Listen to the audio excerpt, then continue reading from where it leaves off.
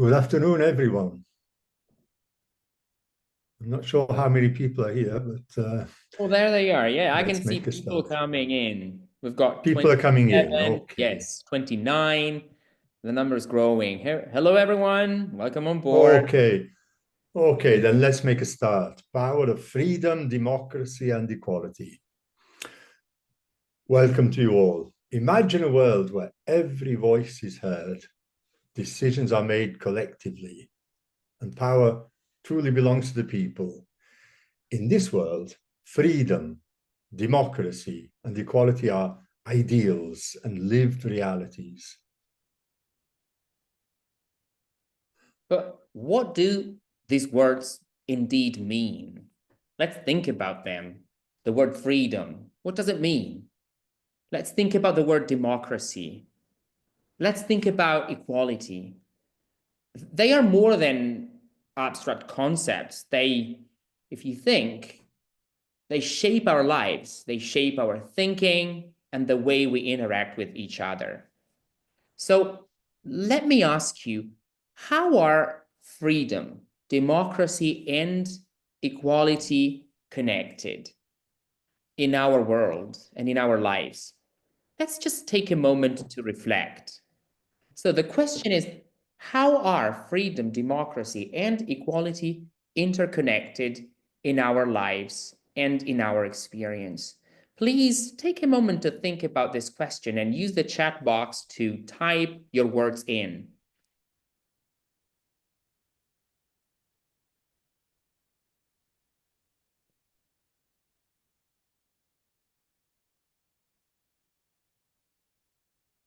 So again, for those of you who have just joined the webinar, we're just wondering how freedom, democracy, and equality are intertwined and interconnected in our experience and in our world.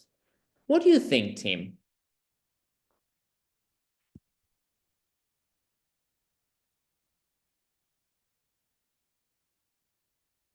Look at that, Federica, they belong more to the Western part of the world. This is a very, very important point. Democracy is also freedom, Laura says. So these two concepts are connected because they kind of mean the same thing. That's what Laura is suggesting. They interact at school. Oh, Daniela, I love that. Yes. Schools are places where democracy, equality, and freedom should interact with each other. And Laura adds, and equality, of course. We've lost Tim for a while. He might have had a problem with his connection. Think about, well, Elisabetta reminds us about the agenda, the 2030 agenda, very precious. That's right. Eva says, to respect the freedom of thought of each other. And then Antonella mentions the concept of citizenship, which is so important in our schools and in education as well. That's absolutely right. Morena, thank you for sharing your thought, Morena. Morena says, democracy, equality, and freedom, they are part of our lives. And Carla adds, equality, freedom, and democracy are very much about justice. That's absolutely true. We'll touch upon that in a few minutes. We've got a couple of slides on the connection between democracy, equality, and freedom and the idea of justice. Justice is like a pillar that sustains those three big concepts. Yeah.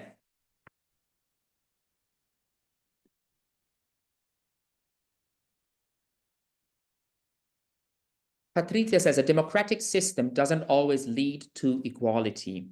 A democracy allows freedom of speech and opinion, but absolute freedom, like with no constraints and no control, absolute freedom can be dangerous because it can lead to hate speech, racism, etc. That's so true. There are some cons, if you think about absolute freedom or anarchy, they're dramatically in danger in our apparently open-minded society. Oh, yes, Dimona. Thank you very much for sharing this very deep thoughts.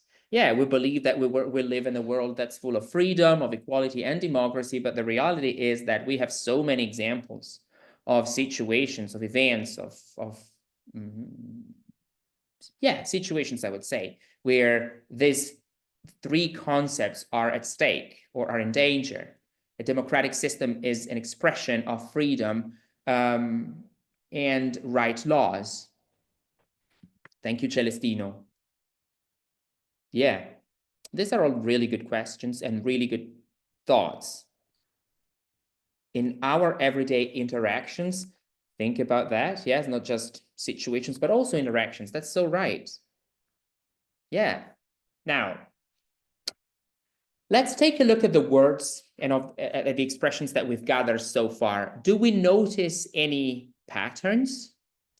Do you think that there are some words that appear more than once? Are there any surprising responses? What do you think? Let's take a look at the chat now. Let's take a look at the responses on the chat box. Do you think that there are, can you see any pattern, any recurring words? Paul has just added, democracy relies or is supposed to rely on both freedom and equality. Yeah. So there's a strong connection between them. So an overarching concept is the one about system. So a society that's based on democracy, freedom, and equality is a system in which these three elements are kind of connected with each other. Then human rights, Morena suggests, that's absolutely right. Universal rights, yeah.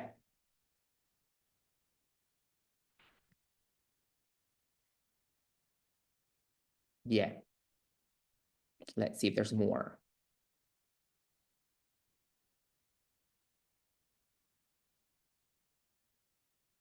Now, in today's workshop, we will explore these three concepts, the one about freedom, the one about democracy and equality, from different perspectives and different angles. Oh, Tim, you're back. What happened? Back. I apologize. I don't know. My connection collapsed completely.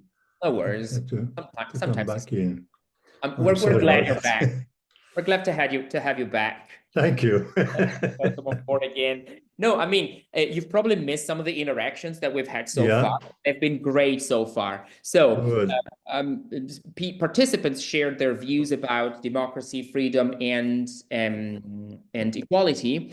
And we also asked a question about any possible pattern between the responses. And what we've managed to observe are some overarching concepts. One is the concept of system. Then human, these three concepts are basic human rights or universal rights. Carla has just added everything which has been said tend to sound very theoretical. And the words, yeah, show this. Yes, yeah, we kind of started with a definition of this concept. So definitions can be theoretical. We would like to share also some practical examples of ways in which we can tackle these topics in our everyday life with our students. So we would like to explore these concepts from different angles. We will challenge our perspectives. We will engage in meaningful discussions and discover how these values shape societies and also our daily lives. At their core, democracy, freedom, and equality are about people. They are about us, if you think. Now, let's focus on the first concept, freedom. Let's start with the theme of freedom, a fundamental concept that transcends disciplines and plays a critical role in our lives and in the world of education. We would like to begin with an example with Robinson Crusoe, a character whose journey represents a rebellion, an act of rebellion against societal norms in search of happiness, of freedom, and of self-fulfillment. Okay, thank you, Mauro. Let me come back in again. I apologize for the brief absence. So we're talking about Robinson Crusoe. Crusoe's escape from civilization is, let's say, a quest for independence, yet it leads him to isolation. His story forces us to reflect on the price of freedom and its intricate relationship with happiness. Why does Crusoe believe he cannot find freedom and happiness in his homeland? And more importantly, does a life of ease and pleasure coincide with self-fulfillment? These are two very big questions, Tim. Yeah. In fact, they challenge us to think about the nature of freedom, not as a mere escape, but really as a deeply personal pursuit that comes obviously with its sacrifices. So from Crusoe's struggle, we turn to the broader theme of rebellion. History and literature are filled with figures who have fought against imposed structures in the name of freedom. But does rebellion always lead to positive outcomes? Is it necessary for true freedom to be achieved? Oh, wow. That's a very powerful question. Can you repeat that, Tim? Like, Yeah. does rebellion always lead to positive outcomes? Positive outcomes, yes. Oh, that's very Is it interesting. necessary for true freedom to be achieved? What do the participants to this workshop, to this webinar think? You can use the chat box. Share your responses with us using the chat box. Does rebellion always lead to positive outcomes? Does it always lead to freedom? You can also think of literary examples that show one option or the other.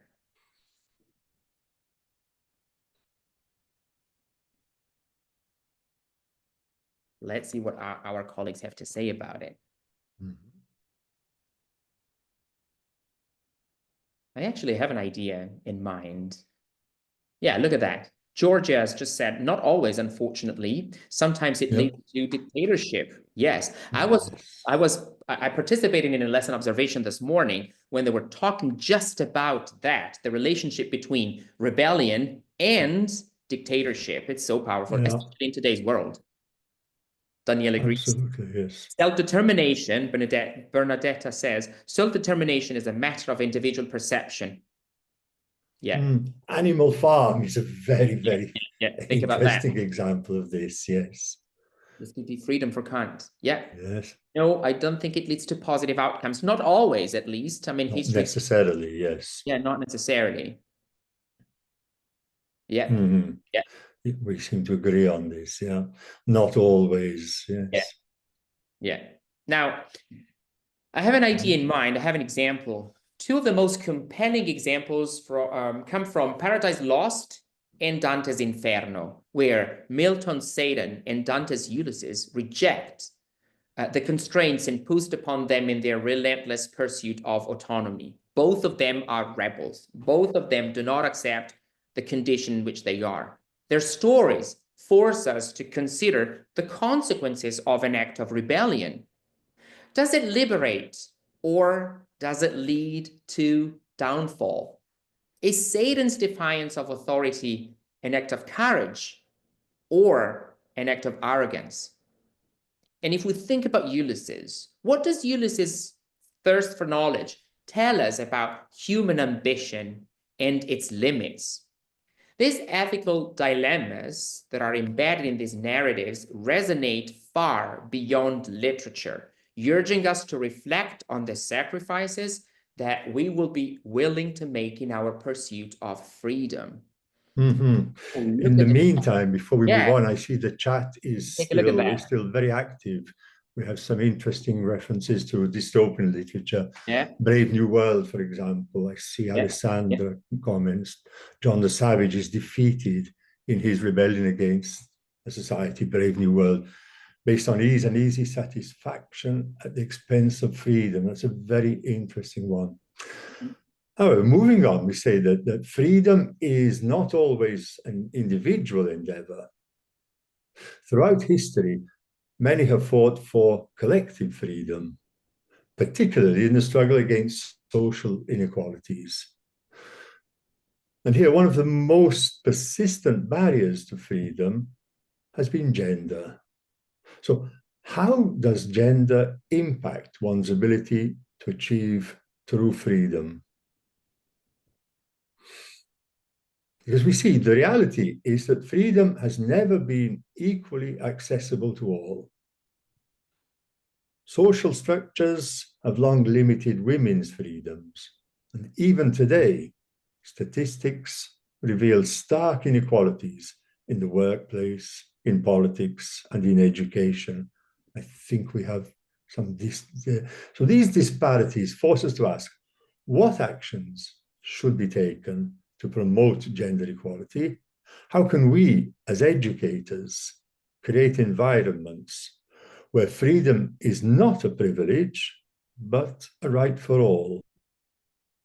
I think one of the things that we can do is actually help our students and ourselves reflect critically on these topics.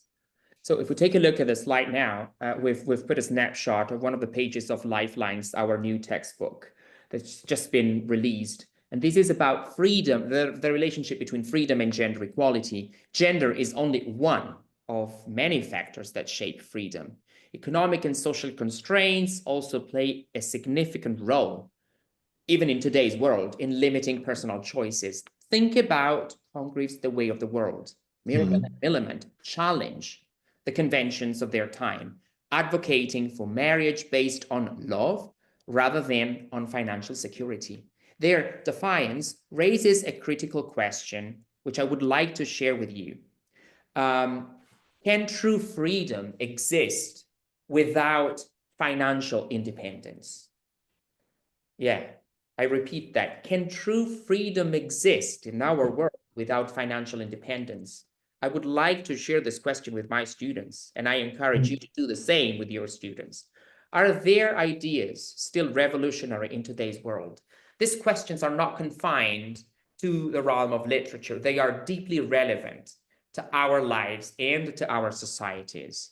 Now, let's go back to the chat box for a while, because it's been very active so far. Yeah. So Carl has just written about Ulysses and Dante, who seems to be appreciative of the rebellious sides of this tragic hero. That's absolutely right. Then Daniela mentions, obviously, the case of Jane Austen, who was published her books anonymously by a lady.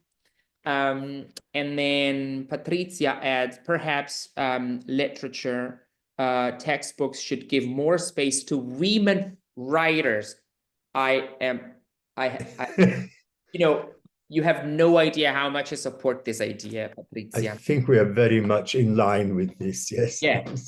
Actually, book, yes. One of the things that I'm straying a little bit, but it's still connected with the topic of our workshop today. One of the things that we really wanted to reinforce in this new textbook that we've just published was the presence of female voices. And in our new textbook, there is a section called Her Story, in opposition of his story, which shows the stories of women who played a crucial role in the historical development of the British nation, of the United States, of the world in general. We gave, we tried to give so much importance and so much evidence to female voices by introducing this recurring section called Her Story. I don't know if you've seen it, and I don't know what you think about it, but that was an intentional way to make female voices more visible and more present. And here we see some of the great names of this. Virginia Woolf, A Room of One's Own, is very, very significant here. Yeah. I agree. Obviously, this question reminds me of Virginia Woolf's A Room of One's Own. Yeah. But not on the sideline, please. Absolutely. Absolutely. In the limelight. Absolutely, yes. Nowadays, economic dependence mostly creates barriers to freedom, as financial insecurity limits choices and control over people's lives. This is a very clever observation. Yeah. Now, okay, let's step up, make a move along. So we can say that beyond the personal and the social, freedom also extends to the realm of ideas. And the ability to express oneself freely has long been regarded as a cornerstone of democratic societies. But here's a question again. Should freedom of expression ever be limited? What do you think? Are there any instances when you think that freedom of expression should or must be limited? That's a very hard question, Tim. Mm. My first reaction would be no. I No, cannot think of a situation in think I which agree freedom of with you, but expression should be limited. But let me think about it. What do you think? I wonder, whether we think about like hate speech and instigation to Yeah. racism, exactly how we find a balance between defending people's freedom of expression and preventing what we consider the propagation of dangerous or criminal ideas. Yeah. Georgia says it should not, but everybody should be able also to criticize other people's ideas. Yeah. Yes, absolutely. Yeah. It's a very interesting question. I think it would be a good topic for discussion for classroom discussion or for debate. I think we have a debate on this, yes. Mm-hmm. Yeah. Now, Milton also thought about it in his very well-known work, Areopagitica. He warns against censorship, championing books' role as freedom carriers. Today, this debate is more pressing than ever in an age of digital information and misinformation. Bernadetta says, reading reinforces critical thinking and creativity, so it's a huge support. Yes. I absolutely agree. Yeah. How does censorship affect intellectual and cultural growth? What are the limits, if any, of free speech? And as we look to the future, what books and ideas do you think will still be relevant 100 years from now? These are not just philosophical questions. They define our world and the one we will pass on to future generations. Mm-hmm. Indeed. Carla talks about violence. I've seen this, yes. I think violence should be banned.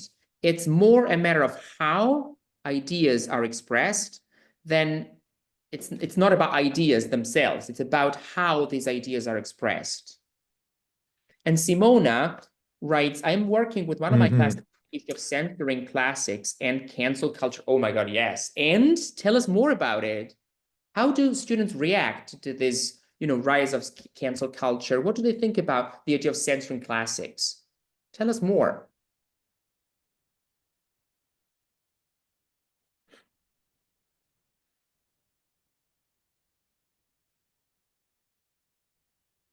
While you're thinking about that, Rafaela has a rather interesting comment. Says everyone's actually everyone's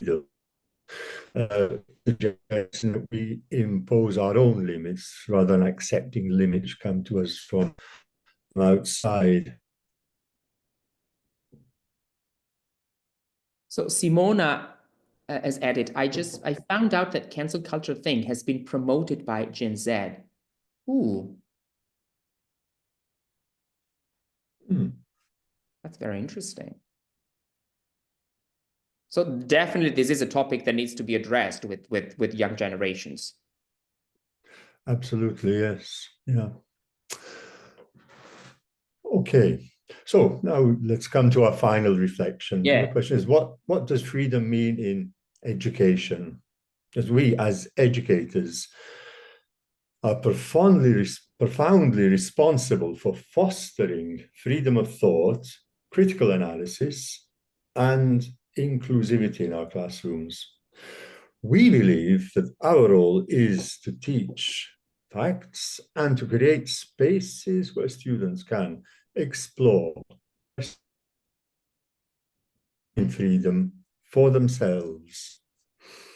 So, as we conclude, we invite you to reflect what freedom means to you as educators. Our students. How do we ensure that education is acquiring knowledge and developing the ability to think freely but also responsibly? Wow. These are like really big questions. I mean, but if you think about that, they cannot be but big. Yeah, yes. I mean, these topics are big. They are universal topics. They've always accompanied the, human reflection throughout history. So they have to be big. And now look at the chat box. So Monica said, are the concepts we have always thought of as fundamental and universal going to be rediscussed? I think they are being rediscussed right now. If you think about technological advancement, if you think about the rise of artificial intelligence, if you think about all the ethical issues related to the rise of artificial intelligence, we have to admit that many of the fundamental and universal concepts that have always been have always played a central role in our thinking now are being redefined and rediscussed. Yeah. And And Simona points to something interesting here. Says this creates a contradiction between the apparent open-minded dialogue supported by socials and that same generation apparently becoming oversensitive and intolerant towards any type of criticism. yeah, that's a very big contradiction. That's Yes, I a can see that happening very as well. interesting observation. You don't look. Now, moving forward, I think we can now focus on the second pillar of today's webinar, democracy, the second key topic that we want to explore. I think that in order to understand democracy, we must step back in time. Okay, so let's go back. Yeah. And you can see this here. The year is 1776. Mm-hmm. A group of visionaries decided they will no longer accept tyranny. And they sign a document that begins with words that will change the course of history. These words, all men are created equal. Okay, all men are created equal, but we come back to that. That's a sign of the times. However, this phrase, simple yet revolutionary, shook the foundations of power. But why? What makes it so groundbreaking?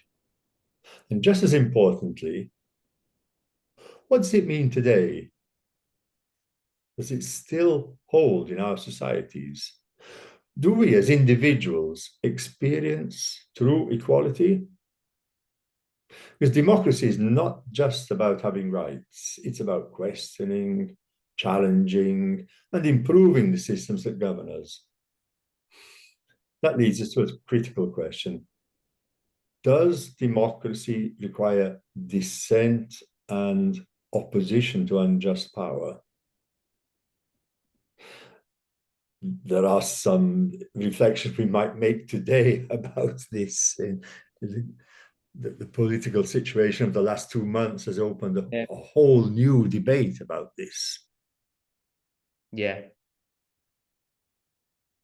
There is a comment made by Paolo, who I would like to share with the rest of the community here. He writes about freedom in education. He says that freedom in education should mean something like creating an inclusive and dynamic environment that helps students to think independently and develop their true potentials, which will ultimately lead them to meaningfully contribute to society. I really like the last part of this comment, meaningfully contribute to society.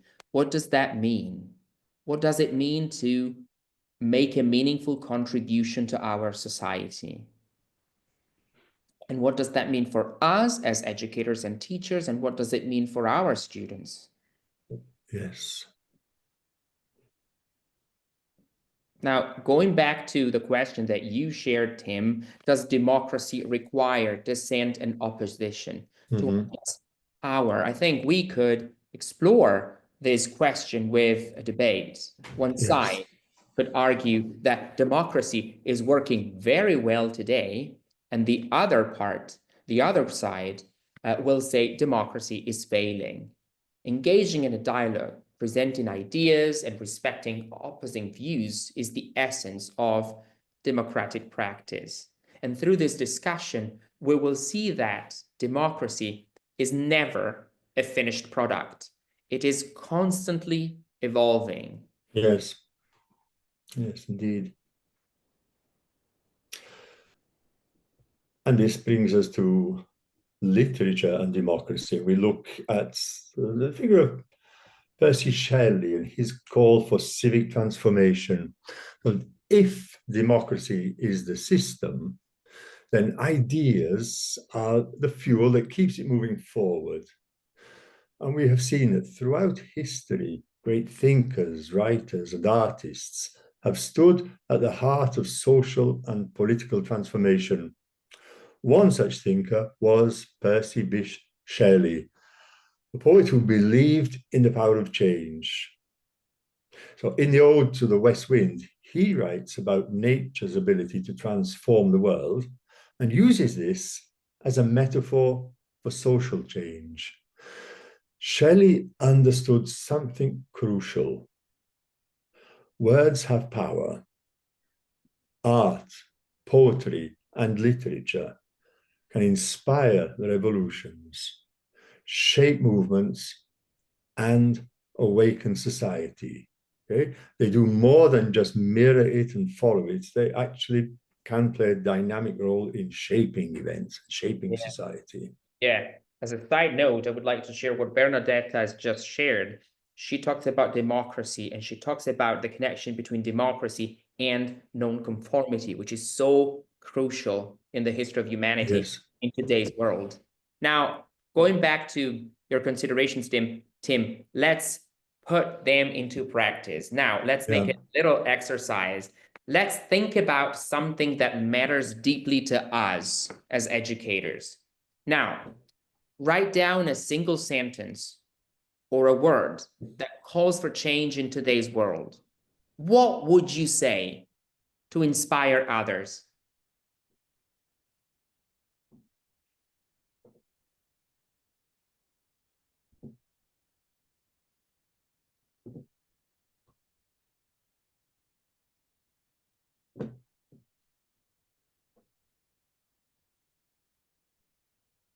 I think nonconformity, you know, as far as I'm concerned, nonconformity would definitely be a concept to share here. I would probably say that. I would probably mention that nonconformity is a great idea. What else?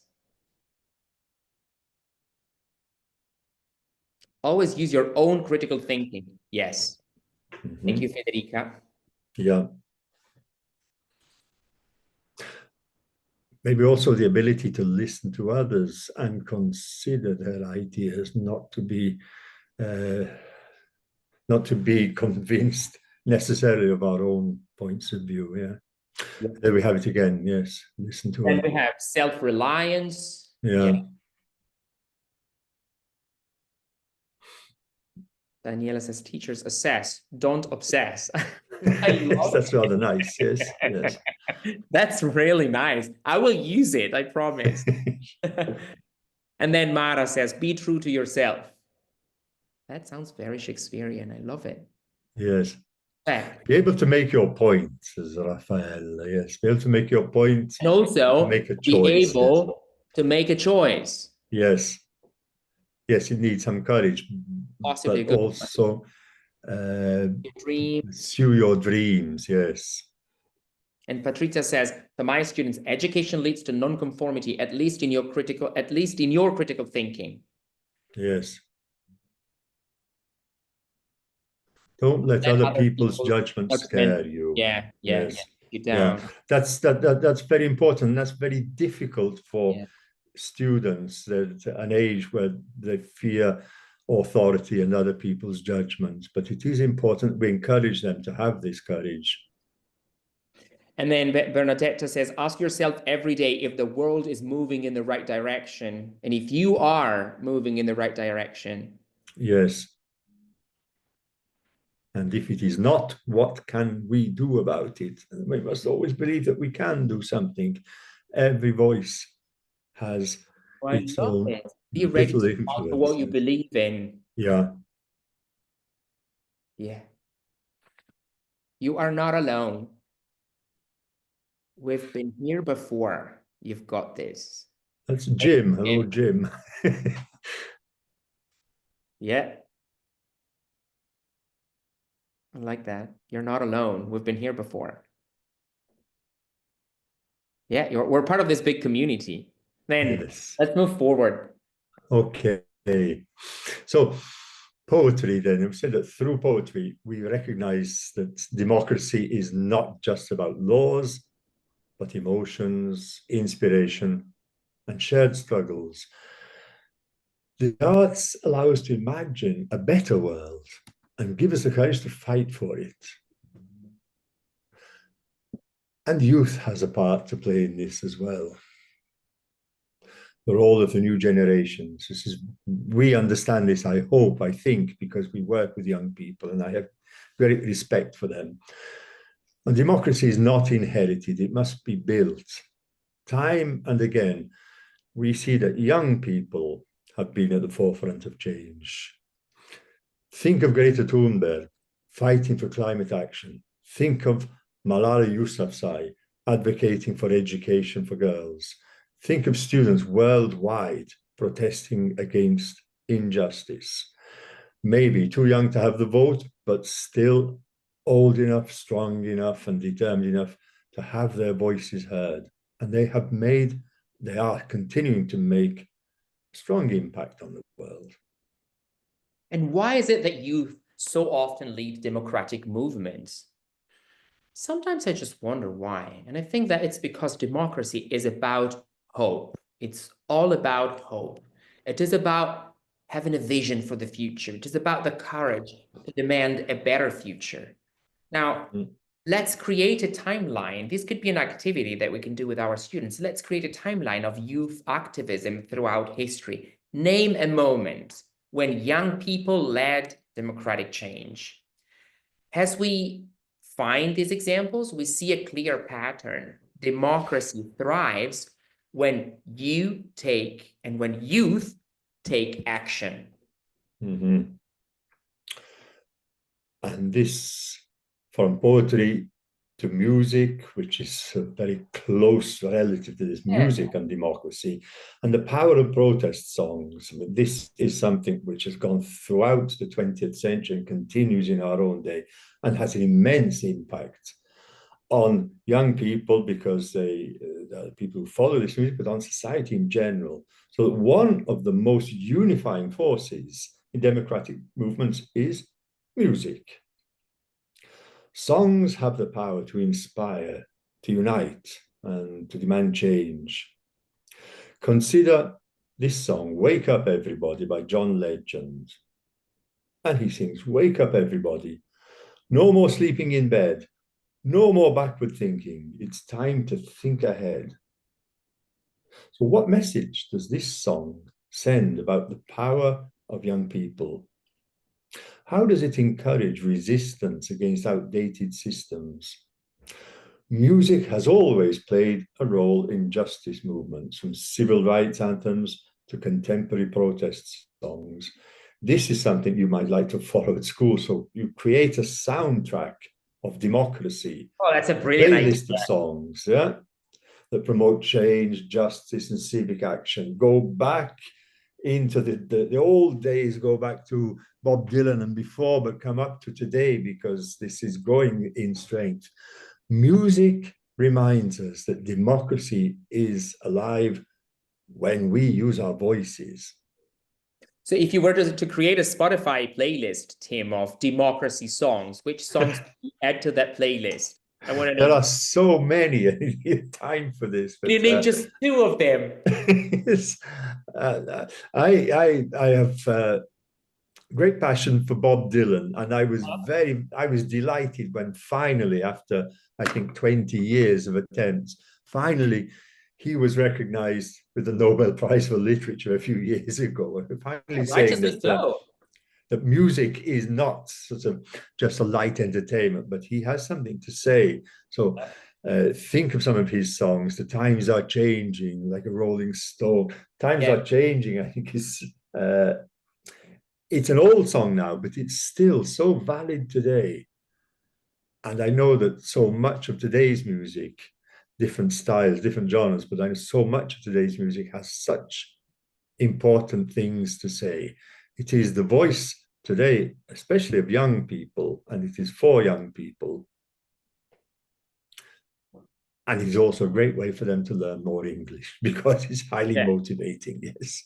Yeah. Daniela says, let us have this list. But I think the best way to get this list is to ask your students to work on it. Please let us have the list that your students create. Do this exercise with them. We would really love to know what songs they will pick and select for this playlist. Now, moving forward, we would like also to reflect on what it means to take action and promote democracy. How can we help our students become active promoters of democracy? Democracy does not work unless we participate. It is not just an idea, it is an action. It is always an action. It's always been an action. So let's put our ideas into motion. What can we do? We can share just some ideas, but there are so many. In groups, we can draft an email to our school principal proposing a democratic initiative that will engage students or the community out there in active participation. Some ideas might include organizing student-led debates, create a democracy awareness campaign, develop a peer-led civic engagement program, and many more. Once you have developed your ideas, could you share them with the community? How can we turn these ideas into reality then? How can we make a real impact in our school? There are microcosms that reflect the big world, the big community, the world out there.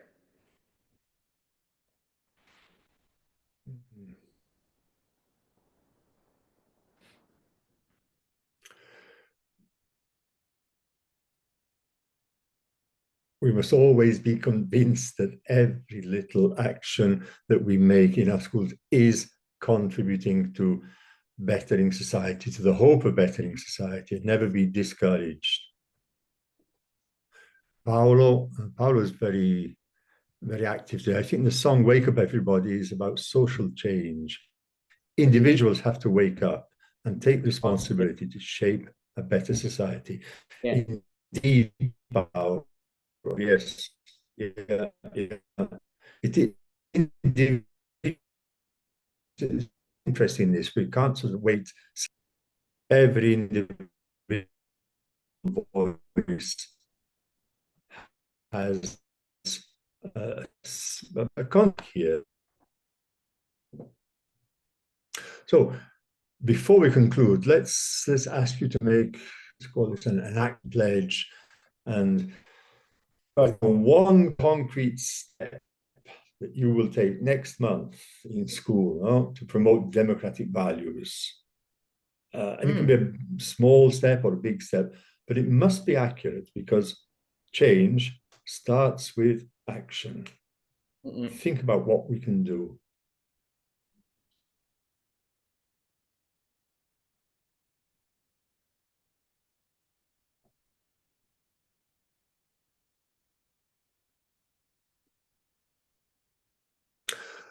Okay. In conclusion, we'd say that to close this part of our journey across democracy, one thought we want to take home: democracy thrives when we participate. Think about what we've explored today. How has your understanding of democracy evolved? Democracy is about the past and you, here and now. Now, we challenge you to practice democracy in some concrete way. Stand up for someone, engage in a discussion, educate yourself and your students further, or fight for what you believe, as Patrice has just written, or speak up not just for you, but also for others, as Christiane has just suggested. There are so many concrete ways to promote democracy. Democracy is not something that we observe. It is something that we build. It's something we do. And the future of democracy is in our hands. And now let's move on to the third pillar of today's webinar, equality. Yes. What Paolo, yeah, is Tim, very I've just interesting. Yes, read I've been Paulo's currently comment. teaching in a jail. Yeah, Yeah. Mm. It's very hard to spread Very such hard to values spread such among values among inmates. inmates. Yeah. The thing is But that that schools are is community. a very, very important contribution that Paolo is making. Yeah. Yeah. And you know, this makes me think that about the reality of schools and school environments. Schools are made of humans, and sometimes they just, you know, create difficult communities. Sometimes we might have the feeling that we are part of, you know, a toxic community. And one important thing is to share how we feel. And also I think we can always find someone, a colleague or a group of colleagues, even if it's a small group of colleagues, it doesn't matter. It's a small group of change makers, and we can start from there and, you know, spread the word and, Yes. you know, promote cross-pollination among people. That's how I think, that's how I feel about it. Yes. And share our own Yes. ideas. Democracy needs participation. Well, reminds me of an Italian song. Okay. Shall we move on to the last step? Yeah, equality now. Okay, equality. A culture of equality and inclusion. So the third key topic we will explore today is the historical and contemporary challenges of gender-based violence, discrimination, and the societal norms that perpetuate inequality. And to begin with, we must recognize that gender-based violence is not an isolated issue. It is systemic and deeply rooted in history. Literature has long reflected this reality. In Tess of the D'Urbervilles, Thomas Hardy presents a tragic example of how unjust societal structures strip women of their rights and agency. As his story is not just fiction. Yeah. It represents countless women who have suffered under systems designed to silence and oppress them. Sadly, this is not merely a relic of the past. Gender-based violence persists and exists in our world today. These statistics are alarming. In the European Union alone, 1 in 3 women has experienced physical or sexual violence. 1 in 2 women has been sexually harassed. 1 in 5 women has been subjected to stalking. 95% of human trafficking victims for sexual exploitation are women. These figures highlight a distressing reality that demands immediate attention and action. Yes. And how can literature help us tackle this topic? Indeed. I look at a work by Cristina Torres Cáceres. Your Spanish is better than mine, but It's Cristina Torres Cáceres. thank you. Title, If It's My Turn Tomorrow, I Want to Be the Last. Okay, so one of the most powerful contemporary literary responses to gender-based violence is this poem, If It's My Turn Tomorrow, I Want to Be the Last, by Cristina, a Peruvian activist and poet. She's known for her fight against gender-based discrimination. And the poem, which you can see on your screen, is written in the form of an imaginary message from a murdered woman to her own mother after becoming the victim of femicide. Through this heartbreaking monologue, the speaker reflects on how society justifies gender-based violence, blaming victims for their appearance, their actions, or perceived faults. In the poem, the speaking voice, the woman, even in death, understands that the cycle of violence continues unless systemic change occurs. Yes. Then there is a very powerful phrase, the phrase, "Don't cry, mother." That phrase, this is a very, very powerful poem. That phrase expresses both grief and resignation, but also a desperate plea for action. And then the closing line, I'm going to go back to the previous slide. Look at the closing two lines. "If tomorrow it's me, if I don't come back tomorrow, mother, destroy everything. If it's my turn tomorrow, I want to be the last." Yes. This is very powerful. Yeah. And perhaps the one element of optimism we have from this, also looking at the statistics before, is simply the fact that we now recognize this problem. The fact that data, statistics, shocking as they are, exist, shows that finally this problem has been recognized, and we're beginning to consider this and take this into account. I think perhaps in the past we felt that these problems apparently were less prevalent, but simply they were not even faced or mentioned. So there is this They were not even little recognized as ray of hope. problems, if you think. Yeah. Okay. So when we reflect on this poem, we might consider the following questions. So we say, what emotions are conveyed in the poem? How does it reflect the experiences of many women around the world? And again, how do societal norms contribute to victim blaming in cases of gender-based violence? Why is the repetition of phrases like, "They'll tell you it was me, they'll tell you it was me"? Why are these significant in the poem? And finally, the big question, if you were to write a response to this poem, what message would you send? That's a very big question. I don't think we can ask you to solve that for us now, but No, it's a we question which definitely you have to might think. like to open with your students. Yeah. Now, beyond violence, inequality manifests in many other aspects of life, including marriage and economic opportunities. And literature offers insight into this issue through, for example, Catherine's reflections in Wuthering Heights. In this novel, we see how economic security has historically dictated women's choices, often forcing them into marriages where love was secondary to financial stability.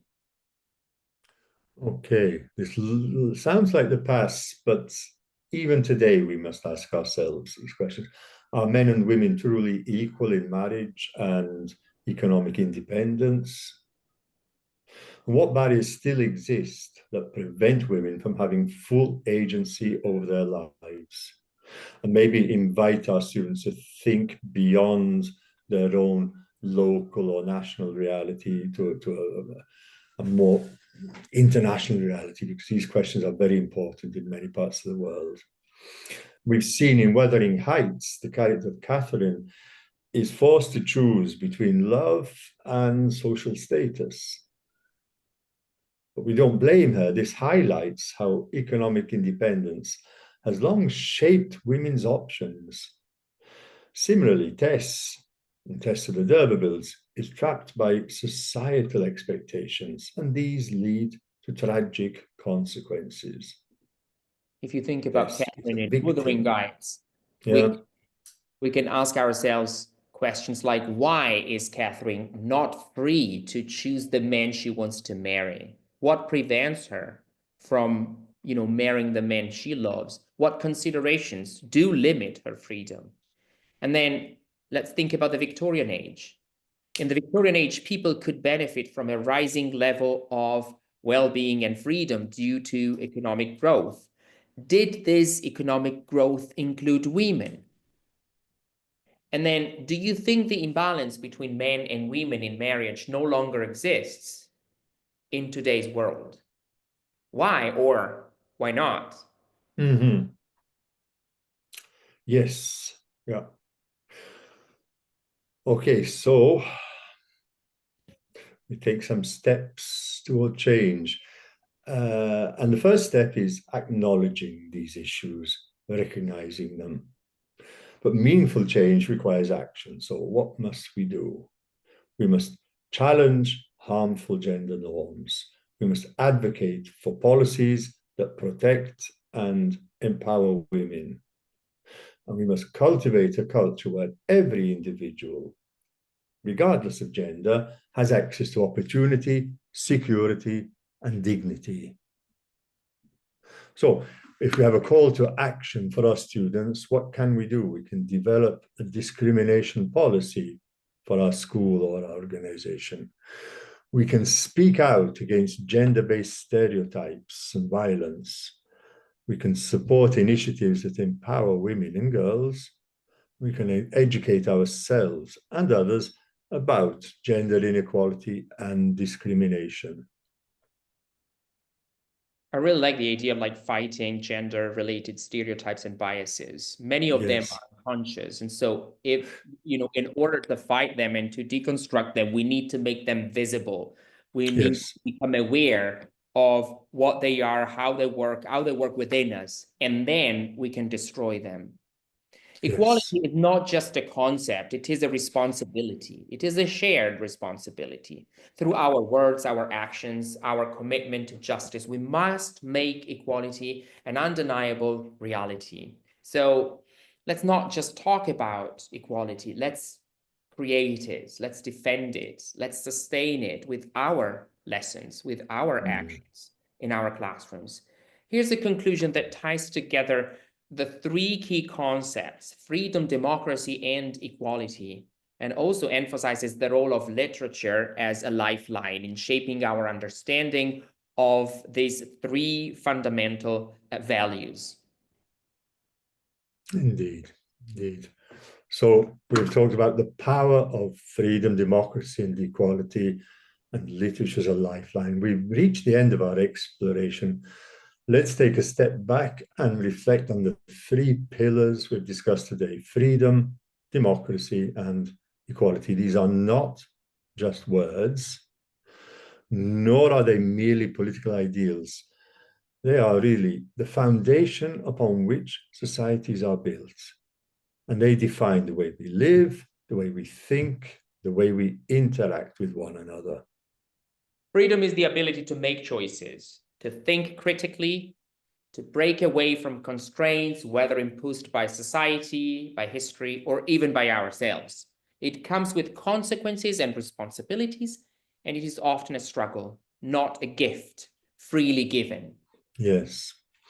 And democracy is the mechanism that ensures freedom is shared, not hoarded by the few. It is the voice of the people, the power to question and challenge injustice. It thrives on dissent, discussion, and action. It lives through those who dare to shape the world around them. And equality? Equality is the cornerstone of a just society. Without it, neither freedom nor democracy can truly exist. Mm-hmm.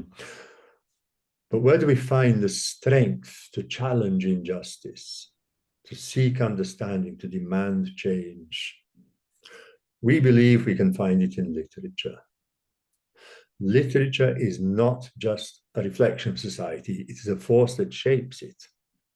It gives voice to the silenced, courage to the oppressed, and wisdom to those who seek to understand the world. It allows us to step into the lives of others, to feel their struggles, and to recognize that their fights are also ours. Through literature, we see that freedom, democracy, and equality are not distant ideals. They are urgent, living battles that continue today. So what can we take away from all of this? I think one of the takeaways from today's webinar is that words matter, that stories have power, that literature is a lifeline, connecting us to the past, guiding us in the present, and inspiring us to shape the future. As we leave this discussion, let us commit to being more than just readers of history. Let's be writers of change. Let us foster freedom in our classrooms, defend democracy in our communities, and fight for equality whenever injustice persists. Because the future is not written in stone. It is written in our actions, in the actions that we take today, and in the actions that we will take tomorrow. Thank you. Thank you. Thank you. Thank you all very much for being